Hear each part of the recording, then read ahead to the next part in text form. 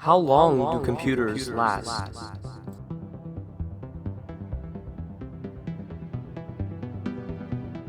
This is the ThinkPad X61. Back in 2007 when it was released, it was praised by reviewers for its build quality and excellent performance. Now it is 2019. People replace their computers every 3 to 4 years. Nobody uses devices with 4:3 aspect ratio screens anymore. This X61 is seen by many as an antique and obsolete piece of junk.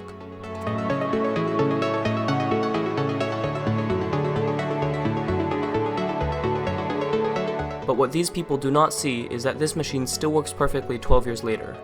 After all, it is around 4 times as old as most of the computers that they use. However, while lacking many modern features, it is still perfectly usable, and still retains a lot of what made older computers better than new ones. As with most old business laptops, this machine is built like a tank. It is a breeze to upgrade the RAM and storage in this laptop. And most importantly, it's cheap.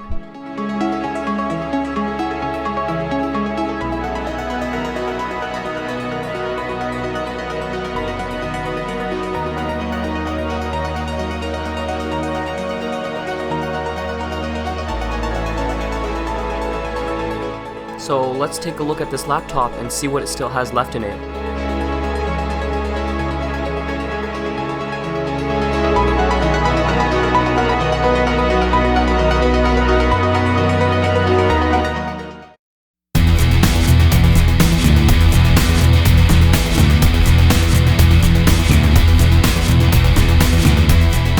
Before I could actually start using this laptop as a daily driver, I needed to do a bit of work on it.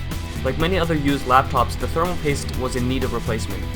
The X61's heatsink is mounted to the bottom of the motherboard, so replacing the paste required a complete disassembly of the laptop. Luckily, this was not hard to do, and I was able to reassemble the laptop without any troubles.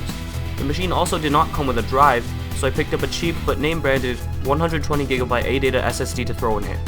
Then I installed Windows 7 and Ubuntu Mate on it.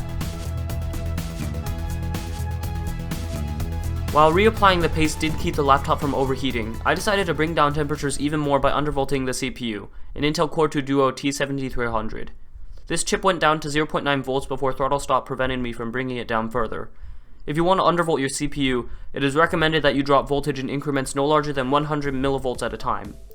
Different chips will undervolt differently, so make sure to test your system's stability after each voltage drop. With that out of the way, it was time to test how well the laptop would hold its ground.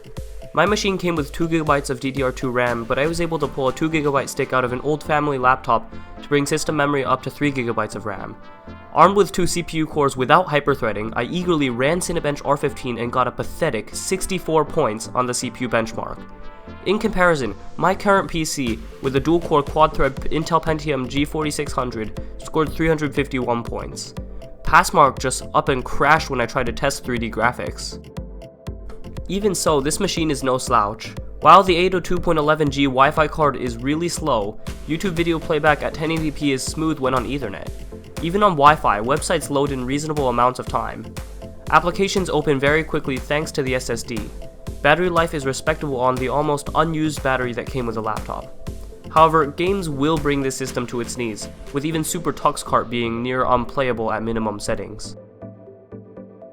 Finally, let's take a look at what this cost me. The laptop itself, which came with a genuine 8-cell battery, a docking station, and a charger, cost $60. Add in the cost of the SSD and thermal paste and we get $84 in total. If you were to upgrade to 4GB of RAM, you would probably tack on another $12 or so to get a final cost of $96. Not bad for a system that handles daily tasks easily. So in conclusion, would I recommend buying this laptop? Probably not this exact model.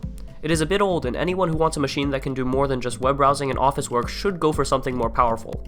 But for those looking for a second travel laptop, or those who want to give a laptop to a first-time computer user, these kinds of machines are great. That's gonna be it for this video. Don't forget to like, comment, and subscribe to the channel. Thanks for watching this episode of Tiger Steve Tech, and I will see you in the next one.